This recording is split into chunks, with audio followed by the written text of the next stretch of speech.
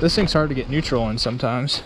Sometimes you gotta shift into turn the bike off. Shift into turn the bike off. Hello everybody, I am Levi and this is Dalton. Hi. He just got his first adventure bike. Well, it's not totally an adventure bike right now, but it will be. Definitely. He already has a skid plate on the way. You gotta order crash bars. Yep. Because otherwise I can't have the skid plate. You can't. Yeah, you can't. Well, we could rubber band it on there. Like just like come here. We can rubber band it on there. Look, look right there. All right, let's get to riding. All right. And we're gonna ask you questions and stuff like that. It'll be a great time. Sounds like a plan. Now, for reference, this is my first adventure bike, but not my first bike. Yeah, he just did his first time he ever rode. It's right now. Yeah, I'm a newbie. Yeah, my first time, huh? Oh, the free rolls.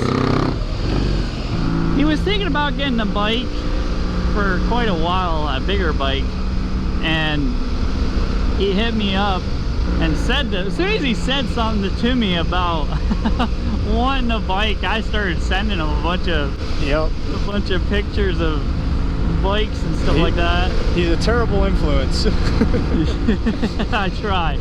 So I was like, well, you wanted an adventure style bike, and let's face it, the DR. It is a DR. It's the big twin of the DR. The V-Stroms are an amazing bike. I love the motor. My wife has the SV650, so we saddled up to New York. Well, we saddled up in the car because he didn't have a trailer, so I had a trailer. We drove to New York. Well, how long was that? About 3 hours. It was up above Syracuse a little ways. So we drove all out there and to pick up that bike. How many miles did it have on it? 18,450. Oh, just a baby. For some reason, I thought it had like 29,000. Nah, it's got 20,362 on it right now. So I put almost 2,000 miles on it since I got it, what, about a month ago? Month and a half? Yeah, it really hasn't been that long. Yep. I've been riding it to work quite a bit. Yeah, you weren't totally sold on the V-Strom, were you? No, I don't. The looks of it wasn't crazy, and I don't know. Just I like the looks of like your style bike, but I didn't want to spend the kind of money. So, for reference, how much did you pay for that bike? I paid $2,500 for it. So, and I would definitely do it again now that I've gotten some time with it. And that's the thing is, it's like he was really hesitant getting into that bike per se, and I said, dude, you know, I've known him. He was the best man at my wedding. Yep. I've known him forever. He's only ever rode basically big singles, correct? Yeah. Yep. XRs. Yeah, XRs. Yeah. Jeez, how many XRs have you had? I started out with the 200. I've had 2 XR 400s, one of which I still own, and then I actually had my street legal bike was a XR 650R, and that bike was a lot of fun, but it just wasn't very practical for everyday riding. So, and that's one thing I really I stress when people are talking about adventure. You know, I do stuff on this that I probably shouldn't, but the thing is for me it's awesome because I can ride an hour away, ride in the dirt, and ride back home, all in the same tank of gas. Yep. And you know, and I'm on the same bike. You know, I don't have to jump in and get a trailer, haul it down to the vehicle. So that's why I run 50/50 tires, if not more aggressive. But the ADV scene is just so much more appealing to me. Yeah. Because, you know, I can ride on this for several hours. It's got a big seat. Yep. Whereas, I mean, I had a DR650 for years, like 2 years actually. I only put like 4,000 miles on the thing. But we did a majority of off-road. That was the issue with that, you know. We got supermotos and he wanted to put street tires on his bike, and he did, and then we sold our bikes. Yep. And that's why I never supermotored my 650. Yeah, but I mean, honestly, it wouldn't have been really worth the money.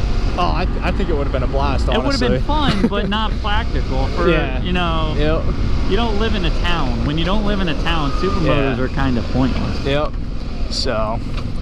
And then significant others. Yes. That plays a huge factor in what kind of bikes you get. Yep.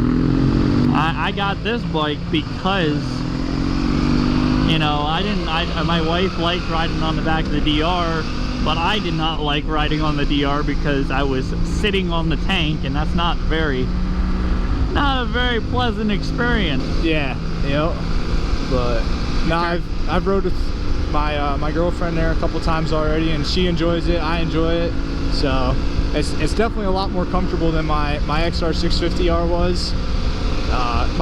I think my breaking point was when I took it up to New York that one time. 4 hours on that thing kind of sucked. So 4 hours on any bike pretty much sucks. Yeah. I mean, don't let anybody tell you different. Yep. If you have to get off every, you know, between gas stops. It was 90 some miles, I think. Every 90 some miles I had to stop for gas. So, which was great because I was sore. Yeah, you were sore. I was gonna say, and that's kind of a drawback because, I mean, 100 miles is nothing, you know. I did 100 miles today and I'm at half a tank. Yeah. It all depends on your riding, but I'm really a fan of the big twins, that's for sure. Oh, I love it. I feel like I've missed out my entire life now not having one of these. I know, and that's what I tried to tell you. Like, the power delivery is like a single, but multiplied by 2. Whereas this is a parallel twin, it kind of feels more like a sport bike, you know, inline. Okay. So, but it's still a very fun. But I myself, I'm more attached to the twins anyhow. So it's definitely a good motor. It pulls just about any gear, and it's great. And that's the thing is like with that particular motor, and I have a pretty good experience with it because of my wife's SV. I said that before.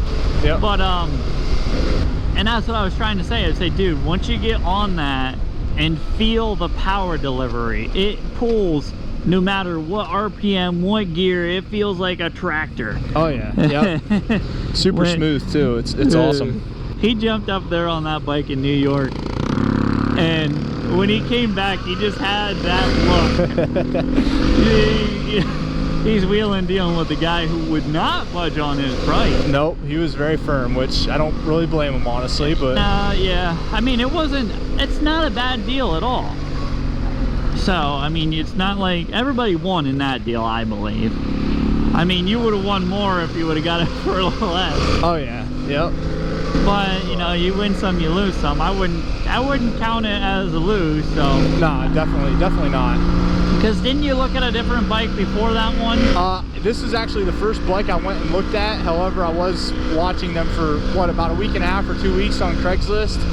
And it seemed like any decent one that popped up was gone right away. So this one was posted for, I think, like 15 hours. And I got a hold of the guy and told him I was coming up the next day to get it, or to look at it anyway. So... Yep. I didn't even realize it was that fresh of a post. Yeah, it was just posted when I looked at this one.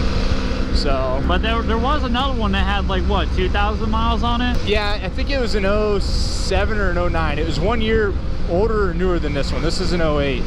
And it had, I think, right around like 3,000 or 3,500 miles on it, but it had an R title. The guy bought it at an auction, wrecked, and fixed it up, and then it sounded like he had 2 bikes and just wanted to get rid of one of them. So that was the lesser of the 2, but he actually wanted more money than what I got for this one. So oh really? Yeah, he wanted, I think, 2,900 for it, even with the R title. But yeah, it had super low mileage, and from the pictures that he showed me, it only looked like it was mostly cosmetic damage that was done to the bike. But it's hard telling, so... Yeah, it's hard telling, and then another thing is that really affects resale, too. Oh, yeah. I mean, the only reason that you would get anywhere close to that is because the motor had so little miles, but once you start racking up some miles on them, man. Yeah, yeah. I mean, because then it's an R title with 50,000 miles. Like, who wants that? Yeah.